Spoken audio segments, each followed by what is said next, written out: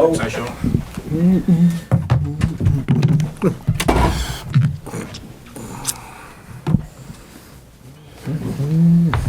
Afternoon, everyone. Welcome to our pre-match press conference to preview our game against Chelsea, and we'll start off with Vinny from Sky. Sean, can I just start with something a bit away from the football club at the moment? Dele Alli, what's going to happen with him? Obviously, he's not having the best of times over there. Have you spoken to him? What help can you give him in this situation? No, I'll wait during the international innings. The news is sort of suggesting that he's not going to be involved there, so I'll wait and find out during the international window. The fact is, he'll come back in the summer anyway. Could he still have a future at the football club? Is that something you've got to sit down? Well, like I say, we'll have to wait and see, and sort of judge things probably in the summer now, when we all get back together. Because I'm pretty sure he's contracted till the end of the season there. So, like I say, we'll pick that up during the international break. Slightly different situation. Connor Cody, obviously here on loan, not starting at the moment. Is that any indication as to what could happen as regards his future and a permanent deal? No, not this time. He's been an immaculate professional, which everyone knows, or everyone in the game has always suggested he is, and now having worked with him, I can see why, because he is. And, the fine margins of football and who to play for what reasons, and I just made a call on it, that was all. But he's a high-quality footballer, that's for sure. Fantastic attitude and a leader. Like I say, fine margins between who we're picking at the moment, because there's a number of players who could argue the case of getting in. Obviously, it enhances things more if the team are winning. Enhances it less for your chances if the team are winning. Not always, but sometimes. But at the end of the day, the margins are fine. There's a lot of good players here that I'm trying to keep alive because things change quickly. Again, his future and a permanent deal, one for the summer. Yeah, look, I try and stay open with the players. I'm still pretty new here, really. You know what I mean? It's, so there's a lot of relationships to continue building. But I think they're well aware of the situation themselves. So, yeah, over due course, then we'll be hopefully keeping these lines of communication open with all parties. Michael Keane obviously keeping him out of the side at the minute. What level are you seeing from him since his return to the starting lineup? Well, I think he's been decent. I mean, everyone had a tough night at Arsenal. That can happen. But I thought his performances have been good. I think, not just his, the team. To be honest, I thought we were a strong outfit against Nottingham Forest. Should have arguably seen the game through, and a strong performance against a strong side in Brentford. So, and he's played his part in that. Dominic Calvert-Lewin, though, not training when we were out there today. What can you tell us about that? Should we be concerned? We're still monitoring the situation, being careful. He's being careful with his body, trying to give him every opportunity. It wasn't overly in my thinking for the Chelsea game, regardless of anything else, because obviously the window comes and you can hopefully use that even more wisely. So, the international window, the international break, use that even more wisely. So, we're just monitoring his body, and he's monitoring it too. So it's not the case of having a setback? No, he's just felt something that we've had to be careful with. That's all, and he's had to be careful with, because, like I said, we're trying to get him sort of as strong as he was 2 years ago, and get him back to that statistical level as well as what we see and how he feels. You think in the 2-week break or so with the international break, it could mean he'd be available? We'll see. There's nothing other than me. Just want to get him out there training every day and feeling good about that. That's the best start point, and we'll take it from there. We're looking at this relegation battle and seeing 9 teams possibly in it. When there's more teams involved like that, does it make it more or less difficult to get clear? I'm not really worried what it makes it. I only concentrate on us. I'm well aware of what others are doing, quite obviously. I'm aware of the table. But it's about continuing to build on what we're doing. And I think we've shown strong signs of improvement in the areas we thought it needed it. The shape's been good, the energy's been good, the commitment to play and to what we want to do has been good. We can still find better pockets of football at times, but that comes with belief and confidence, etc., etc. And the reality is that you're playing some good sides as well. Brentford got a stronger hold on the game second half, but they're a good outfit, and we saw it through in a different way, and that's pleasing for me. Finding different ways to see wins, to get wins. Different ways to get points. These are all part of a season's work in the Premier League. That I do know. And when you are playing well and things are looking after themselves, weirdly they do kind of look after themselves. Teams are in really good form, and they get that little roll kind of mentality. But it has to start somewhere, and I think we're putting the building blocks in to start that kind of feeling when you can put wins together and back-to-back results. And I think we're showing signs of that. You came into the role with that belief as well that you could get clear of trouble. How has that belief been enhanced, reinforced since you've been here? Well, I think mainly by the players. You know, their training performances, the energy and the way they're going about their training is important to me. The acceptance of a new regime. You know, it's not always easy, but they've been open-minded to that. But you've got to take it out on the pitch. You know, the whistle blows. You've got to do it when the real action starts. And I think we've mostly done that, or certainly attempted to do that. There's been no lack of effort or desire to do the right things, because there has been a clear desire. Sometimes we've got it wrong, but there's often good signs of us getting it right. Got a real sense of that mucking in at Goodison last week against Brentford. Not just the players, the fans as well at Goodison. Yeah, absolutely. Fans have been terrific. I mean, look, it's, you know, there's a lot of noise around the club when I got here, but they've parked that aside or pushed it aside and concentrated on the team, and I can only thank them for that. And I think the players would as well. You know, they're home and away. They've been terrific.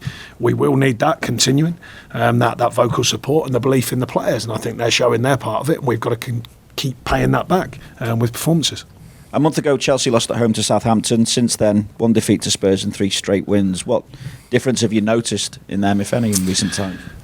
I think, look, I know Graham a little bit from my time, you know, when we played him and stuff, and he's gone into a new situation. They've signed, I know they've spent fortunes, but you're still got to mould them into a team, and that can take time sometimes. Sometimes it's hand in glove and it works straight away, and sometimes it takes time. And, you know, I think they're, whatever everyone was looking at or thinking, and still maybe, because there's still a few ups and downs of what's going on, it's, you know, suggested.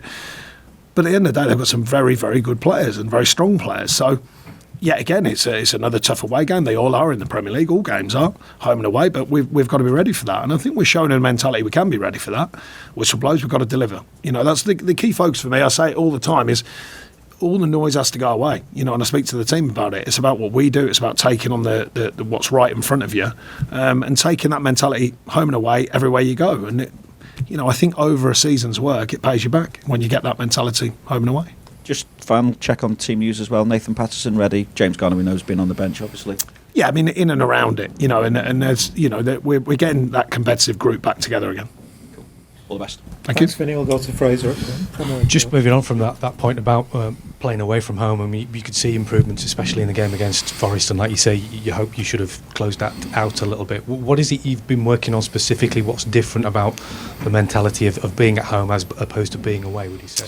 No, it's not really about something different. It's more the consistency of the mentality. You know, on the training pitch, home games going into away games. You know, we've got to have a really high level of consistent sort of a base to work from, but also the mentality. You know, going away from home and saying, look, we're taking it on. You know, there's certain tactical things we might change for any given game, but generally speaking, the mentality is a massive thing to take on an away performance with that kind of body language, that intent, that desire to go and perform and win a game. And I think we've been speaking to the players a lot about that. And like I say, there are some tactical tweaks sometimes. And you know, certain grounds you might not have the ball as much and stuff like that. But you've got to find ways of winning, and I think we're trying to build a mentality where we can win games under different circumstances. And like I agree, I thought the Forest game was as near as a very good away performance as you can get in the Premier League when you know, in the situation we are. I think that's a thoroughly good performance.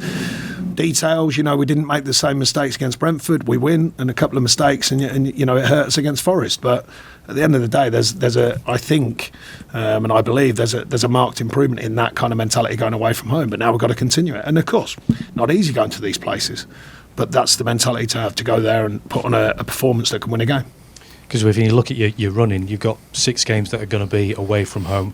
You'll be facing 7 sides who are in the top half. Do you feel as if you've got maybe a tougher job trying to get out of the relegation fight? Well, you have or you haven't. They're right in front of you. They're not going to change. You know, so the acceptance of what the league programme tells you. You know, I've always believed in that. You've got to play them all. But we've got to continue to build that mentality I spoke about, that consistent mentality to take whoever we're playing on, you know, and be clear-minded and bloody-minded about it as well. You know, take it on. This is right in front of us. This is what we've got to do. This is the challenge. It's not going to go away. The acceptance of what it is and the reality of it, and then have the freedom to go and challenge ourselves to win games. Thank you. Thanks, Fraser. We'll go to James at Radio Merseyside. Hi, Sean. Just a few personnel questions, if I may. Firstly, Dwight McNeil, how pleased have you been with him in terms of how he's evolved since you've been here? I don't think he's evolved. I think he's just finding his feet again. You know, it's a big thing for a player who come into, you know, a smaller concern. in reality, like Burnley, it's sometimes an easier place to go into early when you're young. Built a very good reputation, gets a move here, and it becomes a different concern again, a bigger concern, a bigger feel, if you like. And I think he's just sort of got his shoulders back, and we've reminded him of when he relaxes and works hard, he's a good player. So the information given to him has been very, very simple. Nothing too in depth. I know he knows the role, and I think he's a player who's ready to improve, and he is improving. But yeah, I think it's just sometimes the simplicity of the message rather than over-egging it. Ben Godfrey got to go at left back. How do you feel like he did? Yeah, well, I think chances come in teams, for different reasons. Miko's done well, I believe, and he was unfortunately ill. Ben stood in, and even the second game, it was a close one because the knock-on effect of illness, as you know, it can affect you for 5 or 6 days afterwards. So it was another tight decision, but Ben's done well. So, that's what we want from the squad. The way they've been working, the players who are not in the squad, is fantastic. And I always speak to them about when your chance comes, be ready. So when we offer you the workload, please do it, with every inch of what you can, because then when you get your chance, you can perform. And when you perform, often you stay in the team. And I think Ben's been a good sign of that currently. And I suppose related to that, when Tom Davies came on, he only had 10 minutes, or it came on 80 minutes, but he really seemed to revel in that role that you asked him to do, and I guess it emphasises the importance of the squad. I've already spoken about the squad mentality. I've spoken to the team about the squad mentality, because I think that's invaluable. If you're not in the side, but you can keep your professional standards and push yourself and others around you, that's an incredibly powerful thing for me. So I have massive respect for the people who are not in the side. In the side, in theory, when I was a player, you should be motivated and stimulated from that fact. If you're not in the side, that can be more tricky. So I have a huge respect for the people who are not in the side, not just the players who are playing. And they've been excellent here so far. Thanks, James. We'll go to Will. Hi, Sean. Just wondering what the plans are for the international break. Obviously, you've used 13, 14 players quite a lot. We give them a little bit of time off, or do you want to get... Yeah, usually the players who are not away, they get a little bit of time off, yeah, but that's sort of standard. What do you think you can work on during that break? Because, I think we're going to have a lot away, so you can't work on that much, because obviously a lot of players will be away.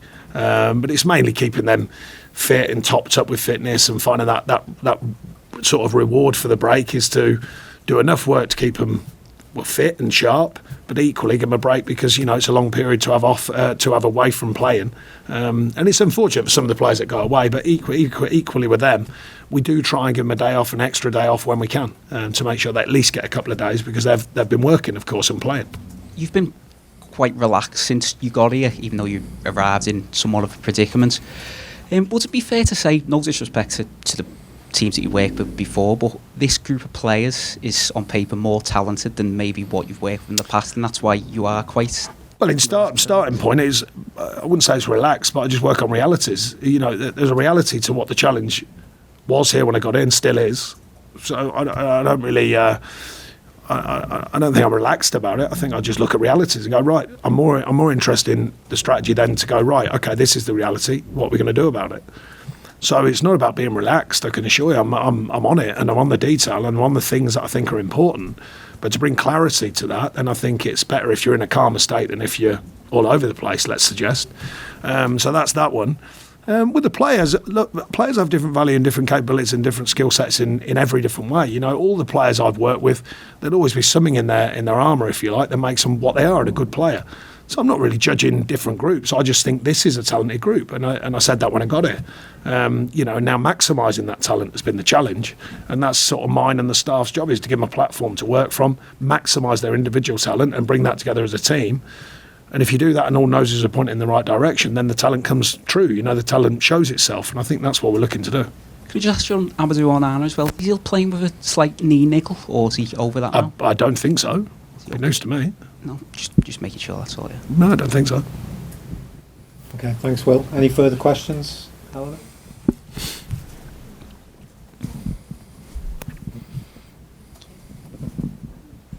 Hi, Sean. Hiya. Just on Dwight McNeil, especially maybe with Dominic still being out, how important is Dwight potentially as a goal scorer as well as somebody who can create? I think I've spoken recently about the whole team being goal scorers, the mentality score goals, and I think that's that has definitely improved. The amount of bodies getting in the box, but the intent, the body language of the players going into the box. And I've shown them clips. It started with the set pieces. We looked a handful at set pieces, and we looked like we could affect games with set pieces. Then you build that mentality into playing. Then you build that freedom to say, drive in the box. I call it the sort of the bliss to miss, if you like. Just don't be afraid of it. You miss a chance. That's the way it goes. But be in there to score, and I think that's growing. The mentality to be in there to score, and the desire to score is growing amongst the group. And if Dwight can chip in, that's great. But I'm not just going to single out one player. It's about all the players. And I said recently, just on a common sense level, if you ask them to all defend, then you can ask them to all score. And I think that's the mentality that I've always shared. Yeah, and you mentioned Graham Potter earlier. Do you feel like there is a particular scrutiny on British or English managers who get high-profile jobs, maybe especially ones who haven't had a particularly high-profile playing career? Well, there is or there isn't. It's been there for a long time, that kind of feeling. Managers now, it's come from all over the world. I don't think it's relevant to English and British against foreign managers. I think if you're good, you're good. If you can do the job, you can do the job. I think the breakthrough would be an English manager winning the league or something like that. Of course, winning the title. But there's been lots of good signs, I think, from English and British managers, and I respect Graham. I think he's a good guy as well as a good manager.